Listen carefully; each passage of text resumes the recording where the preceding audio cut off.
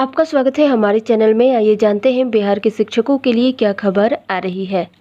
कांग्रेस बिहार में आगामी विधानसभा चुनाव के लिए घोषणा पत्र में लॉकडाउन जैसे संकट से बचने के लिए हर राज्य में एक कंट्रोल रूम और सुविधा केंद्र बनाने का वादा कर रही है। इसके साथ ही 18 महीनों में सभी सरकारी रिक्तियों को भरने और न्यूनतम समर्थन मूल्य के कड़ाई से लागू करने जैसे मुद्दों को शामिल करने की बात कर रही है। एक रिपोर्ट के मुताबिक इस मामले से परिचित लोगों ने यह जानकारी दी है। पार्टी की घोषणा पत्र समिति के अध्यक्ष आनंद महादेव ने कहा है कि चुनाव घोषणा पत्र वह दस्तावेज है जिसमें यह बताया जाता है कि अगर उनकी पार्टी सत्ता में आती है तो अगले 5 वर्षों के लिए पार्टी के वादे, कार्यक्रम और नीतियां क्या होगी। इस दस्तावेज को अंतिम रूप दिया जा रहा है और इसे जल्द ही जारी किया जाएगा। उन्होंने ये भी कहा है कि हमने बिहार के प्रवासी श्रमिकों के लिए देश के हर राज्य में नियंत्रण कक्ष सह सुविधा केंद्र का वादा किया है ताकि उन्हें संकट में मदद मिल सके।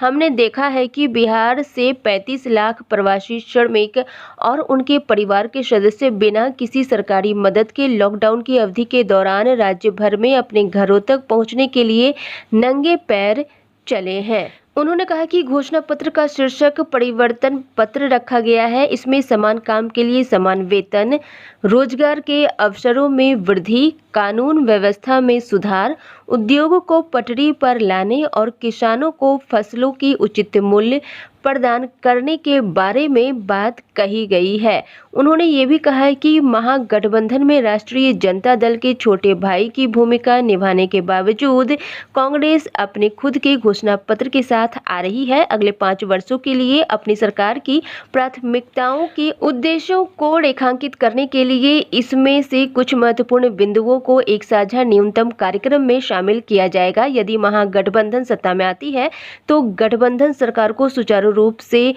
चलाने के लिए एक समन्वय समिति भी होगी। भारतीय कम्युनिस्ट पार्टी अर्थात मार्क्सवादी या सीपीएम और भारतीय कम्युनिस्ट पार्टी अर्थात मार्क्सवादी या लेनिस्टीन या सीपीआई भी महागठबंधन में शामिल है।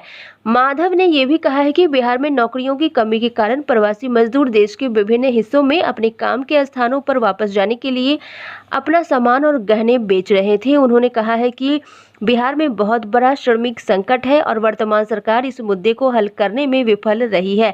केंद्र ने पिछले महीने संसद को बताया है कि 1.06 करोड़ से अधिक प्रवासी श्रमिक इस साल मार्च से जून तक लॉकडाउन के दौरान अपने गृह राज्यों में लौट आए हैं। प्रवासी संकट कांग्रेस और सत्तारूढ़ भारतीय जनता पार्टी के बीच एक बड़ा राजनीतिक मुद्दा बन गया है।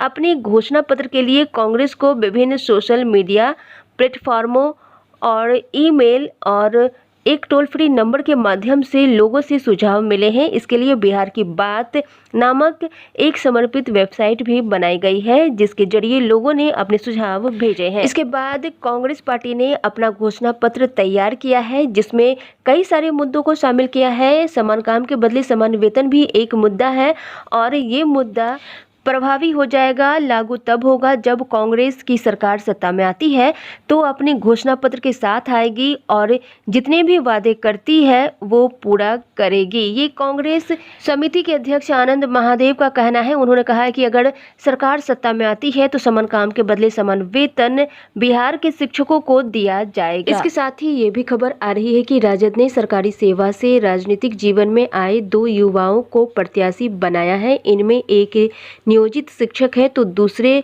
ने हाल ही में बिहार प्रशासनिक सेवा को छोड़कर राजनीतिक शुरू की है। महादलित परिवार से आने वाले 33 वर्षीय अविनाश मंगलम ऋषिदेव को रानीगंज में उतारा गया है। इससे पहले वे शिक्षक थे। वहीं बीडीओ रहे गौतम कृष्णा को महिषी से पार्टी उम्मीदवार बनाया गया है। सूत्रों के मुताबिक दोनों ने पार्टी सिंबल ले लिया है। ये तीसरे फेज के उम्मीदवार हैं। वहीं आपको बता दें कि शिक्षकों ने ये ठान लिया है कि जो समान काम के बदले समान वेतन देगा, जो शिक्षक की बात करेगा उसी को वोट दिया जाएगा। बिहार के शिक्षक नेता आनंद कौशल सिंह जी ने भी यह स्पष्ट कर दिया है कि जो शिक्षकों को अपने मैनिफेस्टो में शामिल करेगा, सबसे पहले दर्जे पर शिक्षकों की मांगों को रखेगा, उन्हें शिक्षकों का वोट मिलेगा। सरकार को उखाड़ फेंकने के लिए हम लोग 1 करोड़ वोट जो हमारे परिवार में है वह एनडीए के खिलाफ मतदान करेंगे।